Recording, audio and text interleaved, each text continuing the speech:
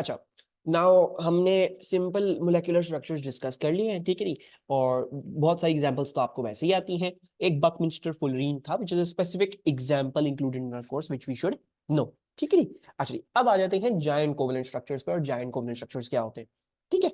सो giant covalent structures हमने O levels में कुछ जो है वो पढ़े हुए हैं। हमने डायमंड पढ़ा था, हमने ग्रेफाइट पढ़ा था, हमने सिलिकॉन डाइऑक्साइड पढ़ा था, फिर कुछ और आ गए हैं ग्राफीन एंड नैनो ट्यूब्स, इनको भी देख लेते हैं ये क्या है क्या नहीं, ठीक है जी। अच्छा, giant covalent structures just as I said, मैंने पिछली लास्ट जो है वो स्लाइड में बहुत अच्छे तरीके से एक्सप्लेन किया था कि भाई जायंट कोवेलेंट है तो इसका मतलब है इसमें कोवेलेंट बॉन्डिंग तोड़ी जाएगी जब ये मेल्ट या बॉइल किया जाएगा, ठीक है जी। So the covalent bonding is going to be broken, it is held together by many covalent bonds, ठीक है जी। मे और मे नॉट कंडक्ट इलेक्ट्रिसिटी, ये कुछ एग्जांपल्स है हमारे कोर्स में, वो कंडक्ट करेंगे इलेक्ट्रिसिटी, कुछ एग्जांपल्स है जो कंडक्ट नहीं करेंगी, ठीक है जी। Insoluble in water, this is also once again not usually soluble because covalent bonding है, ionic bonding नहीं है, and for those reasons, और बाकी in solid state they arrange in a giant lattice held together by strong covalent bonds। अब इस case में आप giant भी लिखोगे साथ में with the lattice because it's not a simple lattice, it's a big big big giant lattice। बहुत सारे मॉलिक्यूल्स हैं, बहुत सारे एटम्स हैं join together, they are forming one big chunk of this thing. और हल्का सा भी तोड़ दोगे उसके कोवेलेंट बॉन्ड्स तोड़ के अलग भी कर लोगे तो वो एसेंशियली वही केमिस्ट्री वाइज वो वही चीज रहेगी, ठीक है।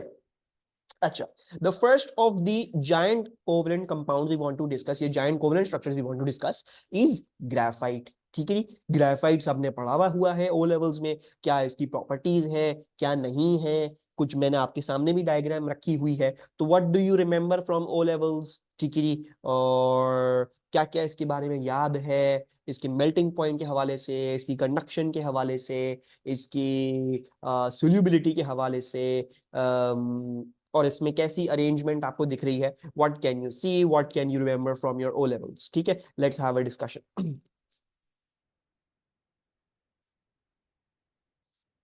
कंडक्ट्स इलेक्ट्रिसिटी, मास कह रहे हैं कि ग्रेफाइट कंडक्ट्स इलेक्ट्रिसिटी, ठीक है, and he is correct, the graphite will be able to conduct electricity, we will see the reason in a short while क्यों ऐसा होता है। और anything else, melting point boiling point high होता है लो होता है इसका, मास again once again tells me कि it has a high melting and boiling point, क्योंकि ये जायंट कोवलेंट है। जो भी चीज जायंट हो जाती है ना तो उसका फिर मेल्टिंग पॉइंट और बॉइलिंग पॉइंट हाई हो जाता है, ठीक है। जब वो सिंपल होती है तो उसका बड़ा कम होता है, whenever it becomes giant so it's going to have a high melting point boiling point, ठीक है। is it soluble in water, पानी में डिसॉल्व करता है, just take a guess. Pencil की कभी निब को देखा है पानी में डिसॉल्व करते हुए, नहीं, it does not dissolve in water, बिल्कुल सही है। और once again what is this, this is a allotrope of carbon, इसको भी हम क्या बोलेंगे, this is also a different form of carbon. And अगर इसकी अब जो है वो हम फर्दर और केमिस्ट्री में घुसे तो बेसिकली क्या होता है कि these are carbons that are arranged in a hexagonal arrangement, ठीक है जी। ग्राफाइट में अब सिर्फ एक ही काइंड ऑफ अरेंजमेंट है एंड दैट इज हेक्सागोनल, ठीक है।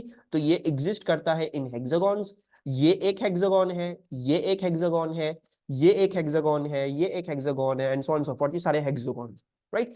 सो this is basically essentially A sheet of hexagonal carbon arrangements, ठीक है। तो सिर्फ हेक्सागोन में अरेंजमेंट अरेंज्ड हैं carbons and this is the big big big sheet of just carbons, ठीक है। अच्छा, ये एक शीट हो गई, ठीक है। इसी के नीचे और शीट्स होती हैं, so there is more sheets of carbon, इसी के नीचे और शीट्स और and that's basically forming the 3D structure of the carbon, ठीक है। अच्छा, अब ये तो स्ट्रॉन्ग क्या है, कोवलेंट बॉन्ड्स है। एक शीट में तो हमें पता है कार्बन और कार्बन के बीच में क्या है, ये स्ट्रॉन्ग कोवलेंट बॉन्ड्स है, these are strong covalent bonds, ठीक है। बट बिटवीन द शीट्स, अब from one sheet to another sheet there is no covalent bonding, instead ये जो फोर्स है actually which is keeping the sheets together, जो sheets को पकड़ के रखती है एक साथ, वो कौन सी फोर्स है, that will be an intermolecular force. और इस केस में कौन सी होगी, पोलर है कि नहीं, हाइड्रोजन बॉन्डिंग हो सकती है, उसको काउंट में लेते हुए मुझे बताओ, ये जो इंटरमोलेक्युलर फोर्स होगी बिटवीन द शीट्स ये कौन सी होगी, टेम्परेरी डायपोल होगी, परमानेंट डायपोल होगी, हाइड्रोजन बॉन्डिंग होगी।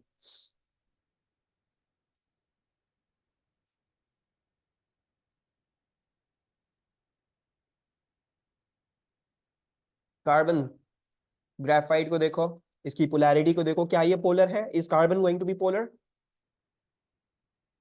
Give me more specific, van der Waals में कौन सी? टेम्पोररी। रुमेसा कह रही हैं इसमें टेम्पोररी डायपोल्स होंगे। रुमेसा ने आंसर कैसे बताया? आपको भी आना चाहिए आंसर बताना। कैसे सर? देखें, सबसे पहली बात, ठीक है, पहले तो आप क्या क्या चेक कर लेंगे, आप देख लेंगे पोलर है कि नहीं। क्या कार्बन सिर्फ और सिर्फ कार्बन कार्बन कार्बन ही जुड़े हुए हैं, तो इलेक्ट्रोनेगेटिविटी सब कार्बन की एक ही होगी, right? So this is not going to be polar. ये पोलर नहीं है, तो इसमें क्या हो गया? परमानेंट डायपोल्स का गेट खत्म हो गया, बंद हो गया, और हाइड्रोजन बॉन्डिंग का भी खत्म हो गया। क्यों? हाइड्रोजन बॉन्डिंग में तो पोलैरिटी के ऊपर आपको ये चाहिए कि हाइड्रोजन बॉन्ड होना चाहिए फ्लोरीन ऑक्सीजन या नियोन नाइट्रोजन के साथ, ठीक है? सो ये तीन उसमें फर्दर कंडीशन है। तो हाइड्रोजन बॉन्डिंग भी नहीं हो सकती परमानेंट डायपोल। तो इसमें से वैन डर वाल्स में से कौन सी है? इसमें वैन डर वाल्स में कौन सी है? इट हैज टेम्पोररी डायपोल्स, ठीक है? So the sheets are held together by temporary dipoles. लेकिन जब आप एक शीट को देखते हो तो ये बहुत बड़ी हेक्सागोनल अरेंजमेंट्स ऑफ कार्बन्स होती है, राइट? अच्छा, अब इसकी फर्दर कुछ प्रॉपर्टीज में डिस्कशन करते हैं और इसके बारे में कुछ समझते हैं। High melting point, boiling point, क्यों? क्योंकि जायंट स्ट्रक्चर है, बहुत सारे कोवलेंट बॉन्ड्स हैं। जब मेल्ट करोगे, बॉइल करोगे, बहुत सारे कोवलेंट बॉन्ड्स तोड़ने पड़ेंगे, बहुत ज्यादा एनर्जी लग जाएगी, ठीक है? इसलिए high melting point, boiling point. दूसरी चीज, आप लोगों ने बोला सर कंडक्ट करता है ये इलेक्ट्रिसिटी, तो क्यों कंडक्ट करता है? इसलिए कंडक्ट करता है बिकॉज जैसे हमने बकमिंस्टर फुलरीन में देखा, क्या था उसमें? Carbon was bonded to 3 other atoms. इधर भी carbon is actually bonded to 3 other atoms ही। मतलब कार्बन यूजुअली तो 4 बॉन्ड्स फॉर्म करता है, लेकिन ग्रेफाइट में it is bonding to only 3। तो क्या होगा इसके पास? यहां पे भी क्या होगा? It will have a free moving electron. इसमें से हर कार्बन के पास क्या होगा? एक फ्री मूविंग इलेक्ट्रॉन लाजिमन होगा। और क्योंकि अब ये एक शीट है, ग्रेफाइट का जब आप एक पूरा सैंपल लोगे तो क्या होगा? उसमें जो टॉप मोस्ट लेयर होगी वो पूरी की पूरी एक ही शीट चल रही है कार्बन एटम्स, राइट? अब क्योंकि यहां से लेके यहां तक वो एक ही शीट है, तो यहां से इलेक्ट्रॉन उठ के आराम से जो है वो घूमता घुमाता इन सब में से आ सकता है। It can conduct current, because अब इसको स्ट्रक्चर्स के ऊपर से जंप नहीं करना, राइट? वो यहां से यहां नहीं जा रहा, नहीं, वो अपनी शीट में ही चलता चलाता करंट लेता हुआ था, कंडक्ट कर लेगा, because this is one whole sheet from this end to that end. तो इलेक्ट्रिसिटी कंडक्ट हो सकती है because graphite has free moving electrons. और फ्री मूविंग इलेक्ट्रॉन्स कहां से आ रहे हैं? Because one carbon is bonded to only 3 other carbon. तो एक इलेक्ट्रॉन जो वैलेंस इलेक्ट्रॉन था वो फ्री हो गया, तो वो इलेक्ट्रिसिटी कंडक्ट कर सकता है, ठीक है? So this is written over here. So giant covalent carbon atoms have hexagon one delocalized electron per carbon and it can move from atom to atom. तो हम क्या लिख सकते हैं? Therefore conducts electricity.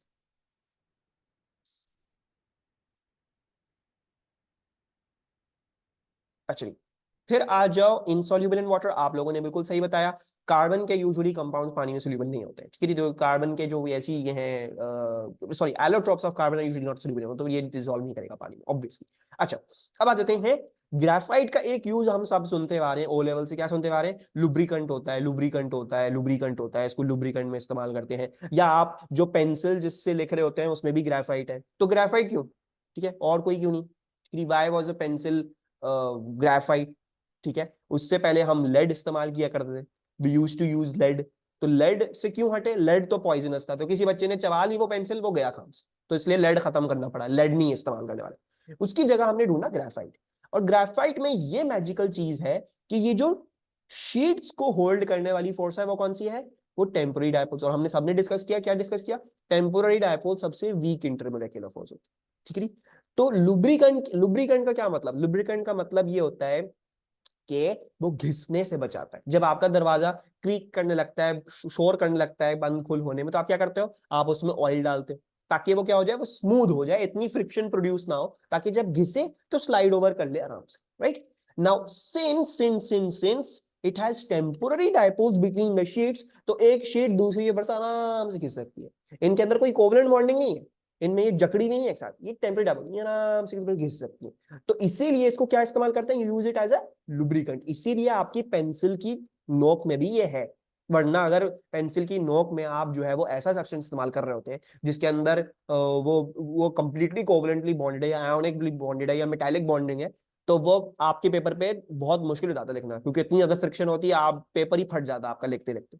सो इसीलिए ग्रेफाइट में टेम्पररी डायपोल्स है between the sheets, तो the sheets can roll over each other very very easily, therefore it is used as a lubricant. तो जो ओ लेवल से हम पढ़ते आ रहे हैं वो इसलिए है because there are weak intermolecular forces holding the sheets together. Sheets can slide over each other due to van der Waals forces, so therefore इसका यूज जो है वो क्या हो जाता है, you use it as a lubricant। And the last thing once again as we discussed, ये क्या है, allotrope of carbon है, ठीक है। any problems with graphite, any issues with graphite? अगर आपको ग्राफाइट क्लियर है तो आपको इंशाल्लाह और क्या चीजें क्लियर होंगी, आपको ग्राफीन और नैनो ट्यूब्स भी क्लियर हो, ठीक है। बहुत सिंपल है, अब इसको समझ लो। अब हमने क्या करा, ग्राफाइट हेक्सागोनल अरेंजमेंट है, ये एक शीट है, एक उसकी शीट नीचे, उसकी शीट नीचे, उसकी, ये सारा ग्राफाइट है ना, पूरा 3D स्ट्रक्चर है। अब अगर मैं ये करूं कि मैं ग्राफाइट की एक शीट को निकाल के अलग कर दूं, उसको आइसोलेट कर दूं, ठीक है, मतलब मैं एक शीट ऑफ कार्बन एटम्स निकाल के बिल्कुल अलग कर दूं, तो क्या होगा, वो बन जाती है ग्राफीन। ग्राफीन में जो है सिर्फ एक शीट आप उठा के, ये वाली शीट मैंने फॉर एग्जांपल उठा के अलग कर दी, इसको क्या बोलते हैं, इसको बोलते हैं graphene. This is one sheet of graphite, only one, ठीक है, टू भी नहीं, थ्री भी नहीं, फोर भी नहीं, एक शीट, एक प्योर शीट होगी सिर्फ और सिर्फ, उसमें अगर एक शीट है तो हम उसको ग्राफीन बोलते हैं, that is known as the purest form of graphene. तो ग्राफीन की प्रॉपर्टीज क्या होंगी सर, ग्राफीन की मेरा बच्चा प्रॉपर्टीज वही होंगी जो ग्राफाइट की होंगी, ग्रेफाइट ही है ना वो, लेकिन एक शीट है, तो वो भी कंडक्ट करेगी इलेक्ट्रिसिटी, ठीक है, वो उसमें भी फ्री मूविंग इलेक्ट्रॉन्स होंगे, उसका भी high melting point, boiling point होगा, right. It will also be insoluble in water, it is also a allotrope of carbon, ठीक है। हाँ, अब ऑब्वियसली क्योंकि अब टेम्परेरी डायपोल फोर्सेस नहीं है और कोई आप जो है वो दो तीन शीट्स की बात नहीं करते, तो हाँ अब लुब्रिकेंट और ये सब चीजें आप नहीं लिखोगे। हाँ, बहरहाल हम ये समझते हैं ग्रेफाइट है, एक शीट अलग कर दी, तो जो प्रॉपर्टीज ग्रेफाइट की थी एज अ होल वही ग्राफीन की भी होंगी, क्योंकि वो ग्राफीन ग्रेफाइट ही है, बस एक शीट आपने अलग कर दी, ठीक है। सो this is graphene. Graphene is also giant covalent because graphite is also giant covalent, ठीक है। तो ग्राफीन is basically graphite ही एक शीट, ठीक है। सो this is graphene, only one sheet of graphite. अच्छा जी, अब इसी ग्राफीन की शीट को क्या करूं मैं रोल कर दूं, जैसे पेपर होता है, पेपर को आप रोल करते हो क्या बन जाता है, ट्यूब बन जाती है वो, राइट, बिकम्स अ ट्यूब। तो अगर इसी ग्राफीन की शीट को मैं रोल करके क्या बना दूं, ट्यूब बना दूं, तो हम उस ट्यूब को क्या बोलते हैं, we call that tube nano tube, ठीक है। नैनो ट्यूब क्या होती है, कुछ भी नहीं है, ग्रेफाइट है, उसकी एक शीट ली, उसको ग्राफीन में कन्वर्ट किया, ग्राफीन को रोल कर दिया, वही चीज क्या बन गई, नैनो ट्यूब बन गई। तो मैं आपसे पूछूं भाई प्रॉपर्टीज क्या होंगी नैनो ट्यूब की, तो आप ये बोलोगे सर जो ग्रेफाइट की प्रॉपर्टी तो वही, मतलब high melting point, boiling point, giant covalent, conducts electricity, insoluble in water, allotrope of carbon, फलाना ढिमका ढिमाका, जो भी आपके दिमाग में आता है ग्रेफाइट के हिसाब से आप नैनो ट्यूब पे भी वही चिपका सकते हो, because it is essentially just graphite. बस एक शीट लेके आपने क्या कर दिया, रोल कर दिया। So you don't need to worry about ये ग्राफीन क्या है, नैनो ट्यूब क्या है, इनके बारे में और क्या हकीकत है हमें जाननी, कुछ भी नहीं, ग्रेफाइट अच्छे तरीके से पढ़ लो बस, और ग्रेफाइट का पता कर लो बस, एक शीट निकाल के अलग कर दी ग्राफीन, उसी को रोल कर दिया, वो नैनो ट्यूब बन गई, ठीक है। Nano tubes by the way are one of the, मतलब स्ट्रॉन्गेस्ट मटेरियल्स, अगर मैं स्ट्रॉन्गेस्ट तो वुड बी रॉन्ग, इसको बोलेंगे which have the greatest strength to weight ratio. मतलब क्या, कि जब आप बिल्डिंग बना रहे होते हो ना, ठीक है, तो बिल्डिंग की लिमिट है, आप बिल्डिंग को अपनी मर्जी से क्या नहीं कर सकते, जितना ऊंचा बनाना चाहते हैं बनाने, नहीं, ऐसा नहीं हो सकता, that is going to be problematic. अब हमारे पास होता, हम कर सकते थे, तो क्यों इतना, क्यों बुर्ज खलीफा बना रहे हैं, ये बना रहे हैं तो वर्ल्ड रिकॉर्ड मिल रहा है भाई, ये सबसे बड़ी बिल्डिंग बना दी है, वो कर दिया, बहुत प्लानिंग करके बना रहे हैं, क्योंकि बिल्डिंग आप जितनी ऊंची बनाओगे उतना क्या होगा उसका, वो डिसबैलेंस होने का उसका चांस, ठीक है। इतना वो उधर से उधर हो सकती है, हल्का सा भी जल्जला है नीचे गिर जाएगी, बिकॉज उसका सेंटर ऑफ ग्रेविटी बहुत ज्यादा ऊपर पहुंच चुका है, right. So there is a limit to how high you can make buildings, उनको सेव कर सको, ठीक है। सो ऑब्वियसली हमने देखे हैं डिफरेंट स्ट्रक्चर्स, पिरामिड्स हैं हमारे पास, बिल्डिंग्स हैं आज की मॉडर्न है, आईफिल टावर और all of that, those employ some sort of physics to make that structure stable. लेकिन नैनो ट्यूब्स जो है ना, they are one of the most magical things, ठीक है। इनका जो स्ट्रेंथ टू वेट रेशियो है, मतलब अब क्योंकि ये ग्रेफाइट की एक शीट है और उसको आपने ट्यूब बना दिया, तो इनका कोई खास वेट होता नहीं है, क्योंकि don't have a very high weight, लेकिन ये बड़ी ताकतवर होती है, these are very very very strong, ठीक है। मतलब इट हैज बीन प्रपोज्ड कि भाई अगर आपको जमीन से यानी अर्थ से मून जाना है ना, तो और अगर हमें उसके बीच में अर्थ से लेके मून तक एलिवेटर बनानी पड़ गई, तो the best material would be nano tubes. ये इतनी ताकतवर है, ठीक है। अगर बिल्डिंग बनानी है सबसे ऊंची दुनिया की बिल्डिंग, किससे बनाओ? नैनो ट्यूब से बनाओ, क्योंकि बिल्कुल ही हल्का है ये, लेकिन स्ट्रेंथ बड़ी, बहुत, इट्स वेरी वेरी स्ट्रॉन्ग, टूटता ही नहीं है, ठीक है। कभी आपको ये डिसअपॉइंट नहीं करेगा। डायमंड टूट जाएगा, आपका बेस्ट से बेस्ट जो है वो स्पाइडर सिल्क टूट जाएगा, सबसे बेस्ट टेंसाइल चीज टूट जाएगी, केवलार टूट जाएगा, वो नहीं बर्दाश्त कर पाएगा, नैनो ट्यूब बर्दाश्त कर लेगी। It has the lowest weight to strength ratio, sorry lowest weight to strength ratio, highest strength to weight ratio, मतलब बड़ा ही हल्का है लेकिन बहुत ताकतवर है। इससे आपने अगर एलिवेटर बना ली अर्थ से लेके मून, तो that elevator can actually be functional, and there will be, ऐसा कुछ नहीं होगा एलिवेटर बीच में से टूट गई या कुछ ऐसा मसला हो गया, it will actually have a very very stable elevator, ठीक है। सो this is about graphite, graphene and nano tubes. Any confusion over here? कोई चीज जो समझ में ना आई हो?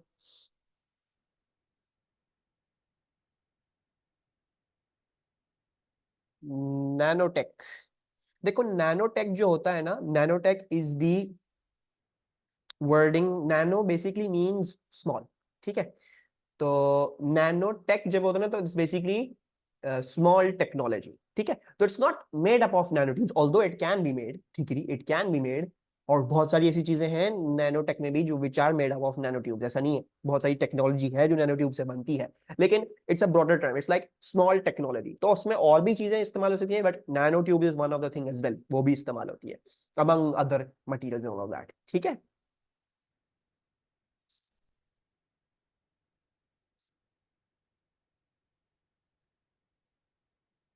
अच्छा जी, एनी प्रॉब्लम्स गाइस? कोई प्रॉब्लम, कोई confusion? I hope this is all getting clear. States of matter भी साथ साथ मैं आज चाह रहा हूँ स्टेट्स ऑफ मैटर कंप्लीट कर दूं आपका, जो स्ट्रक्चर्स वाला पार्ट है, ठीक है। अच्छा, अब चलते हैं डायमंड पे। हाँ जी, डायमंड के बारे में क्या क्या चीजें याद है? जो चीजें याद आ रही हैं सोल्यूबिलिटी के लिहाज से, मेल्टिंग पॉइंट, बॉइलिंग पॉइंट के लिहाज से, कंडक्टिविटी के लिहाज से, इसका स्ट्रक्चर कैसा था, जायंट था या स्मॉल था, इसमें बॉन्डिंग कैसी है, और इसकी अरेंजमेंट तो आपको सामने खैर मैंने दिखाई दी है। और क्या चीजें अगर with regards to diamond, giant है, बिल्कुल सही है, it's a giant covalent structure, ठीक है।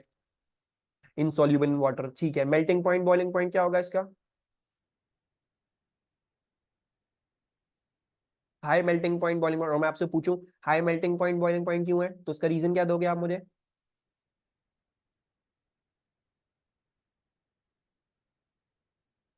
Yes, you will give the reason, sir क्योंकि ये जायंट कोवलेंट है। तो जायंट कोवलेंट है तो इसका मतलब क्या है, इसमें सैकड़ों की तादाद में क्या है, कोवलेंट बॉन्ड्स हैं। जब आप इसको मेल्टिंग या बॉइलिंग करने जाते हो, तो आपको वो एक एक कोवलेंट बॉन्ड तोड़ना पड़ता है, और उसकी वजह से क्या होता है, इतनी एनर्जी लग जाती है कि आपका high melting point, boiling point हो जाता है। You have to give it so high energy, इतना हाई टेम्परेचर देना पड़ता है इसको तोड़ने के लिए, ठीक है। बिल्कुल सही है। इनसॉल्युबल बता दिया। कंडक्टिविटी के लिहाज से, कंडक्टिविटी के लिहाज से क्या था ये, डज इट कंडक्ट और not conduct? Does not conduct electricity, ठीक है। अच्छा जी, और कुछ याद आ रहा है डायमंड की, और कोई खुसूसियत, कोई अदर फिजिकल प्रॉपर्टी या कोई और ऐसी चीज?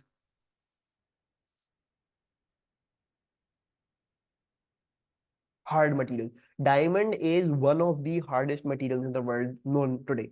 डायमंड बहुत सख्त होता है, ठीक है। इनफैक्ट अगर आपको डायमंड को काटना भी है ना, अगर आपको जरूरत पड़ गई, आप डायमंड को आपको काटना है, जो ज्वेलर्स होते हैं या जो ऐसे जेम्स कलेक्ट कर रहे होते हैं, ऑब्वियसली जेम की वैल्यू कब बढ़ती है, जब वो कटा हुआ हो, पॉलिश्ड हुआ हो, right. It has to be in a proper shape, in all of that.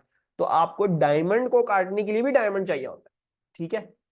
A lot of your tools, जो पावर टूल्स होते हैं, ड्रिल, सॉज, ग्राइंडर्स, उनकी जो वो आती है ना, बिट्स आती हैं, उनकी जो पावर, जो उनका basically the thing that's rotating, that thing that's cutting, those are actually, they actually have some bit of, some little bit of diamond. बहुत ज्यादा डायमंड नहीं होता, अब ये नहीं है आपने जो है वो उधर से डायमंड निकालना शुरू कर दिया, लाइक और हम आई एम रिच हो गया। It's little bit of diamond, but that little bit of diamond is so strong, इतना हार्ड होता है वो किसी भी चीज को चीर देता है, किसी भी चीज को काट देता है, ठीक है। Diamond is one of the hardest materials. Diamond को तोड़ने के लिए आपको डायमंड चाहिए होगा, ठीक है। आप लोहा जोर से जितनी जोर से मार सकते हो, लोहा लोहा मार दो, आप जितनी जोर से, कुछ भी, आप पूरा बिल्डिंग उठा के डायमंड पे फेंक दो, डायमंड को कुछ नहीं होगा। डायमंड को डायमंड ही काटता है, डायमंड को डायमंड ही हराता है, ठीक है। डायमंड इज सो स्ट्रॉन्ग, ठीक है।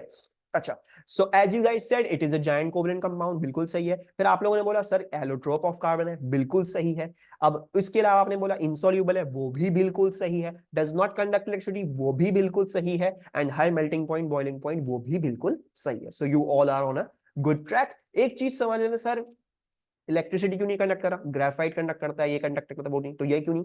Because it is arrange in a tetrahedral arrangement. ठीक है, टेट्राहीड्रल क्या होता है? Tetrahedral is something like this. ठीक है, हम इसको फर्दर डिटेल में पढ़ेंगे भाई टेट्राहीड्रल क्या है क्या नहीं, लेकिन अभी फिलहाल के लिए what basically a tetrahedral arrangement is for us is that one carbon is bonded to 4 other carbon, right? And this is, हमें पता है कार्बन यूजुअली क्या करता है, 4 बॉन्ड ही बनाता है। तो जब अगर इस केस में वो 4 बॉन्ड बना रहा है जो नॉर्मल है, तो उसके बाद आपको वैलेंस इलेक्ट्रॉन्स बचे नहीं, free. So therefore, diamond will not be able to conduct electricity because it has no free moving electrons. But graphite can because it has free moving electrons, right? So from different allotrope to allotrope, तो ये चीजें vary करती। Diamond does not conduct electricity for this reason. The carbons are bonded to each other. One carbon is bonded to 4 other carbons, उससे कोई free moving electrons बचते ही नहीं है। ठीक है, बाकी जो है वो आप लोगों ने मुझे सब कुछ सही बता दिया है। So I don't think there is any need for wasting any more time, so let's also write over here does not conduct electricity। ठीक है, आई होप कोई कंफ्यूजन ना हो आप लोगों को यहाँ पे। आओ चलो लास्ट अपना जायंट स्ट्रक्चर डिस्कस करते हैं, ठीक है, और फिर जो है वो नेक्स्ट चीज पे चलते हैं। ठीक है, आई कंप्लीट दी स्लाइड्स में अभी डिस्कशन करना चाह रहा हूँ, तो I will not waste too much time writing. आ जाते हैं लास्ट चीज पे, सिलिकॉन डाइऑक्साइड। ठीक है, silicon, sir is diamond expensive due to rarity? Yes, diamond is actually very very rare to find. दूसरा ये है कि डायमंड को, जैसे मैंने बोला, काटना भी बहुत ज्यादा मुश्किल है और पॉलिश करना भी बहुत ज्यादा मुश्किल है। ठीक है, सो एक जेम की जो वैल्यू डिटरमिन होती है वो किससे होती है कि वो कितना रेयर है, ठीक है, कितना उस पे काम करना पड़ता है, कितना लेबर लगानी पड़ती है, या कितनी मेहनत करनी पड़ती है उसकी बिल्कुल ब्यूटी उभारने में। एंड नंबर 4 इज दैट कि वो कितना लाइफ लॉन्ग, उसकी कितनी लाइफ है। ठीक है, सो फॉर एग्जांपल गोल्ड क्यों इतना महंगा है, या क्यों गोल्ड, क्योंकि गोल्ड खराब नहीं होता। आप कोई चीज गोल्ड लेके डाल दो, आपके सालों भी पड़ा रहेगी, गोल्ड जंग नहीं पकड़ेगा कभी। देयरफॉर गोल्ड की इतना एक्सपेंसिव है। डायमंड, हाँ, रेयर भी बहुत है। फिर दूसरा, इसको काटना है, इसकी नेकलेस बनानी है, इसके रिंग बनानी है, जो भी बनानी है, तो काटने के लिए आपको डायमंड चाहिए। सो मेल्ट करके भी मोल्ड करते हैं, दैट्स रोमेसा ऐसा भी करते हैं, मेल्ट करके भी मोल्ड करते हैं, लेकिन मेरा बच्चा डायमंड के केस में आप ये नहीं कर सकते, क्योंकि देखो अगर आपने मेल्ट कर दिया, ठीक है तो क्या, कार्बन है, राइट? आपने मेल्ट कर दिया, क्या पता चला डायमंड ही ना हो, डायमंड से कोई और फॉर्म बन गई कार्बन की, तो आप ये नहीं कर सकते, इसका बड़ा मसला हो जाएगा, राइट? ठीक है, सो कट करने में भी डायमंड चाहिए, पॉलिश करने के लिए भी डायमंड। अच्छा, I tell you some of my, जो है ना, एवरीवन सीन मार्बल। मार्बल का तो पता होगा आप लोगों के घर में भी लगा हुआ होगा और वो भी होगा, ठीक है। सो मार्बल में भी किस्में आती हैं, ठीक है। There are expensive marbles, there are not so expensive marbles, local varieties हैं, फिर इंटरनेशनल नहीं कहेंगे उसको, फैंसी वेराइटीज कहते हैं, ठीक है। सो मुझे कैसे पता है, बिकॉज हमारा काम है मार्बल का। बेसिकली मार्बल जो है, अगर आप जो है वो क्योंकि मार्बल का तो पत्थर आता है बड़ा, ठीक है, you have to cut it into slabs, आपको स्लैब्स में काटना पड़ता है, उसको फिर पॉलिश करना पड़ता है, ठीक है। सो मार्बल की ब्यूटी कब बाहर आती है, जब वो पॉलिश होता है, ठीक है। तो इसी तरह जो भी जूल है या जो भी जेम है, उसको भी पॉलिश जब किया जाता है तब उसकी ब्यूटी बाहर आती है। तो डायमंड वंस अगेन एक्सपेंसिव, क्योंकि उसको पॉलिश करना बड़ा मुश्किल है। पॉलिश जब करते हैं तो जब डायमंड जाके चमकता है। डायमंड वैसे चमकता नहीं है इतना कोई खास, आप उसको जब पॉलिश करते हैं ना, जो मेहनत कर लगाई जाती है उस पर, तो फिर। एंड दूसरा बात, डायमंड वंस अगेन खराब नहीं होता, पड़ा रहेगा, सालों पड़ा रहेगा, डायमंड डायमंड डायमंड ही रहेगा, डायमंड को कुछ नहीं होने वाला। So once again value added to that, तो इसीलिए डायमंड कितना एक्सपेंसिव होता है। um, थोड़ा सा इंडस्ट्री में शिफ्ट है एंड ऑल ऑफ दैट, वो फिर जो है वो हम ऑफ डिस्कशन चले रहेंगे, that's not go over there. अच्छा, silicon dioxide, once again it has a tetrahedral arrangement, यानी, अच्छा, टेट्राहीड्रल अरेंजमेंट कैसी होती है इसको भी डिस्कस कर लेते हैं। टेट्राहीड्रल अरेंजमेंट इसमें ऐसी होती है कि एक सिलिकॉन 4 ऑक्सीजन के साथ बॉन्डेड होता है और एक ऑक्सीजन 2 सिलिकॉन के साथ बॉन्डेड है, ठीक है। सो बेसिकली ये एक ऑक्सीजन, एक इस सिलिकॉन के साथ बॉन्डेड है और एक इस सिलिकॉन के साथ बॉन्डेड है। ये वाला ऑक्सीजन एक इस सिलिकॉन के साथ, एक इस सिलिकॉन के साथ, ये वाला ऑक्सीजन एक उस सिलिकॉन के साथ और एक इस सिलिकॉन। तो इसलिए हम इसको भी क्या बोलते हैं, टेट्राहीड्रल अरेंजमेंट बोलते हैं। सिलिकॉन डाइऑक्साइड है, सिलिकॉन के अराउंड 4 कार्बन। आप पूछेंगे सर SiO4 क्यों नहीं बोल रहे, ये क्या, ठीक है। बेसिकली ये है कि जब आप इसका रेशियो लेते हो ना, अगर मैं जो हूं वो क्या करूं, मैं इस पार्ट का रेशियो ले लूं, ठीक है। So it comes out to be Si2O4। तो मैं इसको सिंपलेस्ट रेशियो का कर दूंगा SiO2 का, क्योंकि एक सिलिकॉन 4 के साथ बॉन्डेड है और फिर 4 में हर ऑक्सीजन 2 के साथ बॉन्डेड है। तो इसका मतलब बेसिकली सिंपलेस्ट रेशियो इसका SiO2 निकलता, तो हमने इसलिए इसको SiO2 रखा। लेकिन इसका मतलब ये नहीं इसका एग्जैक्ट स्ट्रक्चर ही SiO2 है, ठीक है। SiO2 is basically sand. आपको जो अपने बीचेस पे जाते हो, समंदर के पास जाते हो, तो जो रेत होती है वगैरह, दैट्स बेसिकली सिलिकॉन डाइऑक्साइड, ठीक है। Once again, it's giant covalent. Giant covalent, so you should be able to deduce all of the other properties. Sir, melting point, boiling point high होगा, covalent bonding है इसमें, वो तोड़नी पड़ेगी। इसमें once again, क्योंकि कोई free moving electrons नहीं होंगे, तो ये conduct नहीं करेगा electricity and so on and so forth. These are the similar properties to that. ठीक है। सिलिकॉन डाइऑक्साइड पे बहुत कम फोकस है ए लेवल्स का, तकरीबन ये है, इसको बाहर ही किक करके बाहर निकाल दिया, तकरीबन इसके सवाल कभी भी नहीं आते सिलिकॉन डाइऑक्साइड। हाँ, लेकिन diamond, nanotubes, graphene, graphite, Buckminster fluorine, you should be well aware of them. ये दीज आर इंपॉर्टेंट, इनके सवाल आएंगे, इनका एटलीस्ट 1 से 2 3 4 हो सकता है सवाल आ जाए आपके पेपर में। So you should be prepared कि भाई मुझे आंसर कैसे लिखना है। सॉरी, आंसर लिखने को नहीं आएगा, यूजुअली P1 में आता है, MCQs में आता है। You should be able to know all of the things, ठीक है।